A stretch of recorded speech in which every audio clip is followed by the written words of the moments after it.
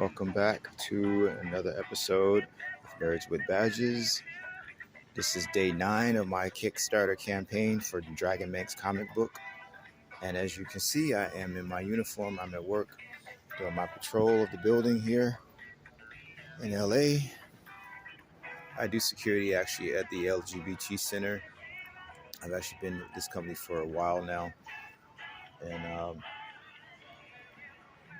they say security is a good gig. Security and working at restaurants, because they usually have flexible schedules. You can, do your writing, work on your homework, study your lines for your next audition.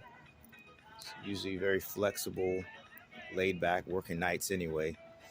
So I've actually been thinking a lot about maybe going to another company, maybe next year, because it's very, very busy, and I don't really have as much free time to write as I used to when I first started working here.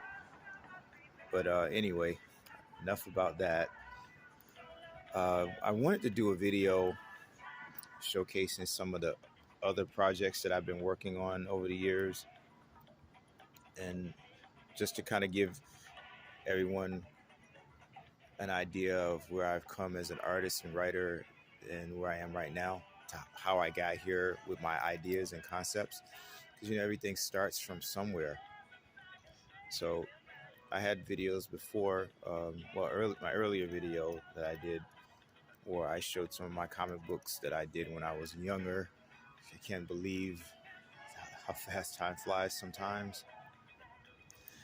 So the comic books, that all started with me writing comic books. I always had a gift for telling stories when I was a youngin', and coming up reading a lot of comic books, it's only natural that I wanted to do my own comic books at some point. And now I don't really do a lot of drawing.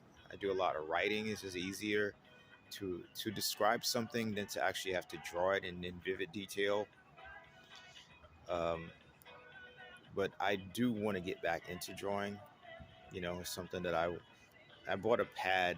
It's like a drawing tablet years ago, and I think I used it maybe for a couple of months, and the thing just sitting around, not being used. I think I spent maybe $300 on it, but I definitely want to get back into drawing.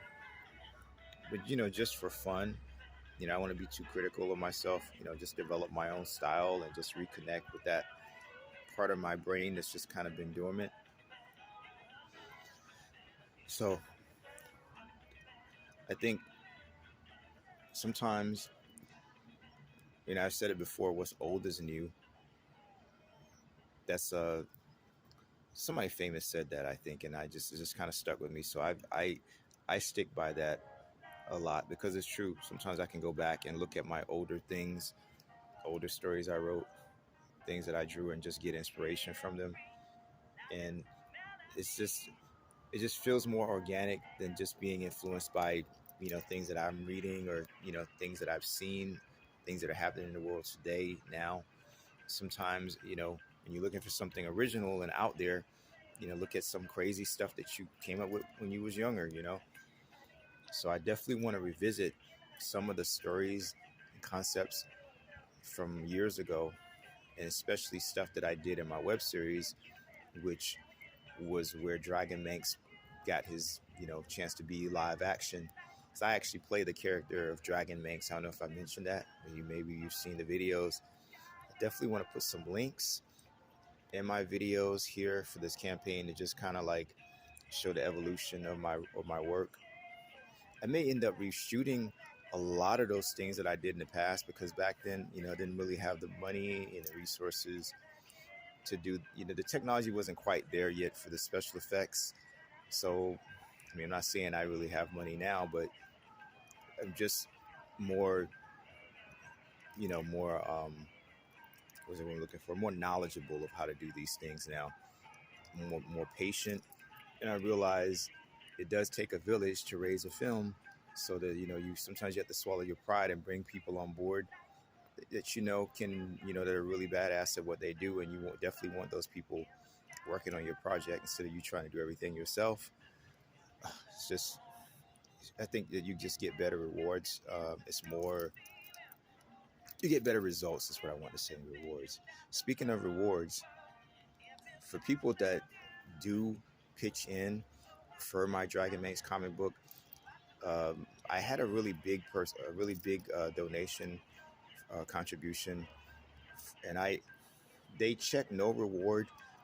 But even if you do that, we will probably will I'm gonna say probably we will give you a token of our appreciation, whether that's some comic books, maybe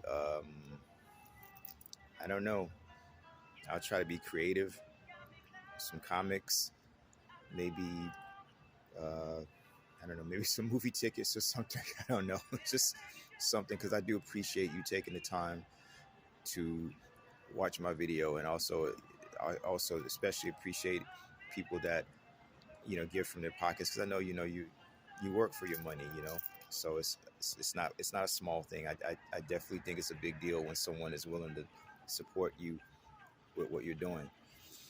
So this is day 9 of the campaign, and I just want to make my videos. I wanted to make to continue to do daily videos for the project, and I may come back to, I don't know, I might do another video tonight, depending, but I still have